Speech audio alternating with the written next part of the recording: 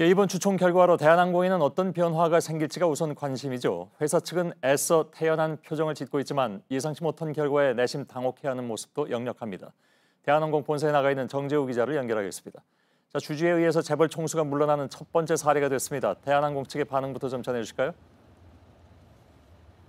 네, 대한항공은 오늘 따로 입장을 내지는 않았습니다. 다만 조 회장이 경영권을 박탈당했다는 언론 보도에 대해 두 줄짜리 해명성 언급만 했는데요. 조 회장이 사내이사에서 물러날 뿐 경영권 자체를 박탈당한 건 아니라는 얘기입니다. 이처럼 최대한 말을 아끼는 모습이지만 조 회장이 20년 만에 핵심 계열사인 대한항공사의 대표 자리를 내놓게 된 데 대해선 내부적으로는 당황해하는 분위기가 역력합니다.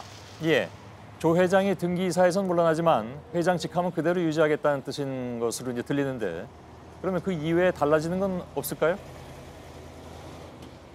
통상 회사의 중요한 결정은 이사회를 통해 합니다. 조 회장은 더 이상 사내이사가 아니기 때문에 공식적으로 이사회에 참여할 수는 없습니다. 적어도 외부적으로 경영 전면에 나서기는 어려워진 것이죠. 하지만 당장 조양호 회장이 대한항공의 경영에서 손을 떼지는 않을 것으로 보입니다.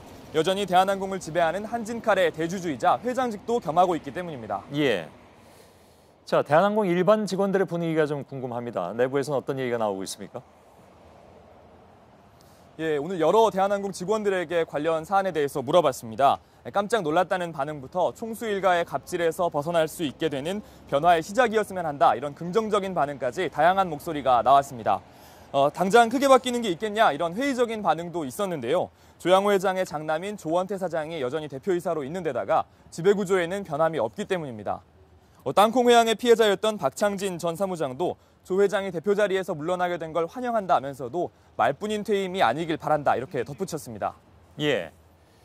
조양호 회장의 영향력이 아직 건재한 것은 역시 지주회사인 한진칼의 회장도 겸임하기 때문이죠. 그런데 한진칼도 주주총회가 있잖아요.